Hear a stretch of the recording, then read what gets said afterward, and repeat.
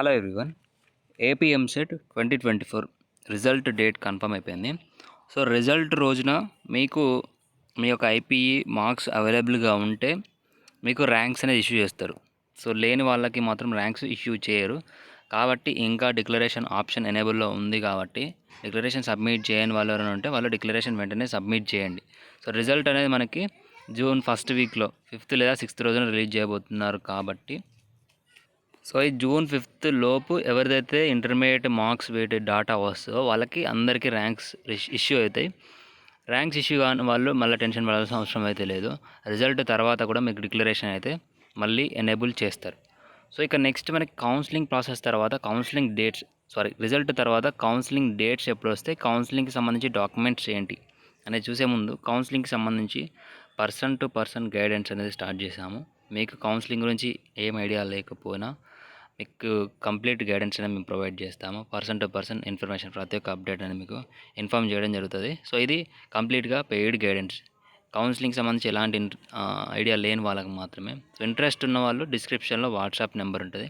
So అక్కడ మీరు contact అవ్వచ్చు. కౌన్సిలింగ్కి సంబంధించి మీకు ఏ డౌట్ ఉన్నా అడగవచ్చు. మెంటర్షిప్లో జాయిన్ అవ్వచ్చు. సో డీటెయిల్స్లోకి వెళ్తే మనకి మెయిన్గా చూసుకుంటే ఇక్కడ జేఈకి సంబంధించి అడ్వాన్స్ కీ పేపర్ రిలీజ్ కావాలి, రిజల్ట్ రిలీజ్ కావాలి, అలాగే జేఈకి సంబంధించి షెడ్యూల్ అనేది రావాలి. సో షెడ్యూల్ వచ్చిన తర్వాత ప్రతి సంవత్సరం జోసా కౌన్సిలింగ్ కంప్లీట్ అయిన తర్వాత లేదా లాస్ట్ రౌండ్ వరకు ఏపీ ఎంసెట్ కౌన్సిలింగ్ అనేది స్టార్ట్ అవుతుంది.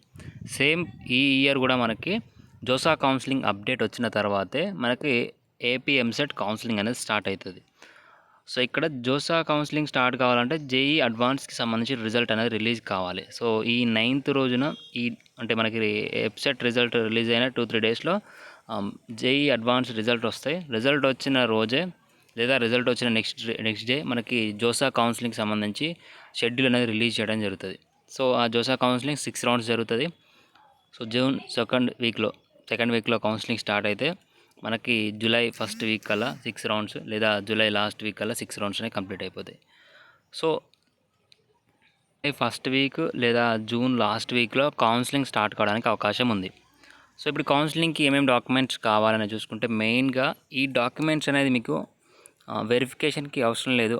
సర్టిఫికేట్స్ అనేది ఆన్లైన్లోనే వెరిఫై చేయడం జరుగుతుంది. టీఎస్ఎంసెట్ లాగా స్లాట్ బుకింగ్ ప్రాసెస్ అయితే ఉండదు.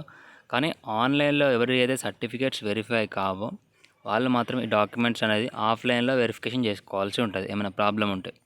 సో మెయిన్గా కావాల్సింది ఏంటంటే ర్యాంక్ కార్డ్. ఈ ర్యాంక్ కార్డ్ అంటే ఏంటంటే మీకు రిజల్ట్ వచ్చిన తర్వాత అఫీషియల్ వెబ్సైట్లో ర్యాంక్ కార్డ్స్ అనే ఆప్షన్ ఇస్తారు.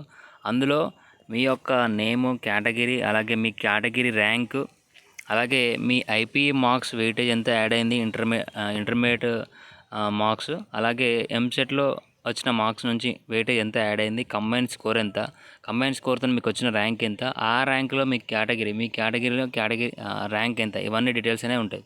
రిజల్ట్లో మాత్రం ఎంత డేటా అయితే మీకు ఉండదు. సో ర్యాంక్ కార్డులోనే డిస్ప్లే కావడం జరుగుతుంది. కాబట్టి ర్యాంక్ కార్డ్ కంపల్సరీగా ఉండాలి.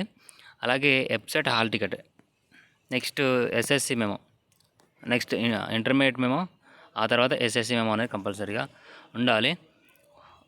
సో ఇప్పుడు మీకు కౌన్సిలింగ్ టైంలో ఈ డాక్యుమెంట్స్ అవసరం కాకపోయినా మీరు కాలేజ్లో జాయిన్ అయిన టైంలోనే ఈ డాక్యుమెంట్స్ అనేది సబ్మిట్ చేయాల్సి ఉంటుంది. జిరాక్స్ కాపీస్, ఒరిజినల్ కాపీస్ కూడా ఉండాలి మీ దగ్గర. So SSC memo, inter memo, అలాగే intermediate TC, next 6th class నుంచి ఇంటర్మీడియట్ వరకు స్టడీ సర్టిఫికేట్స్. సో ఖచ్చితంగా స్టడీ సర్టిఫికేట్స్ ఉండాలి. మీ యొక్క స్టడీ డీటెయిల్స్ని బేస్ చేసుకొని మీరు లోకలా, నాన్ లోకలా, తెలంగాణ లోకలా, ఆంధ్ర లోకల్ అనేది డిసైడ్ అవుతుంది. సో టీఎస్ఎంసెట్కి లోకల్ అవుతారా, ఏపీఎంసెట్కి లోకల్ అవుతారా. నెక్స్ట్ ఈడబ్ల్యూఎస్ సర్టిఫికేట్ అండి. ఈడబ్ల్యూఎస్ సర్టిఫికేట్ 24 to 25 వ్యాలిడిటీ ఉన్నది మాత్రమే వ్యాలిడ్ అవుతుంది. నెక్స్ట్ ఇన్కమ్ సర్టిఫికేట్ లేదా రేషన్ కార్డు. సో మీకు ఫుల్ ఫీ రియంబర్స్మెంట్కి ఎలిజిబిలిటీ ఉండాలంటే ఇన్కమ్ లేదా రేషన్ కార్డు కంపల్సరీగా ఉండాలి. క్యాస్ట్ సర్టిఫికేట్, ఎవరైతే ఓసీ కాకుండా మిగతా వాళ్ళు బీసీ, ఎస్సీ, ఎస్టీ వాళ్ళు ఎవరైతే ఉన్నారో వాళ్ళకి క్యాస్ట్ సర్టిఫికేట్ ఖచ్చితంగా ఉండాలి. ఎవరైతే మైనారిటీస్ ఉన్నారో మైనారిటీకి సంబంధించి సర్టిఫికేట్.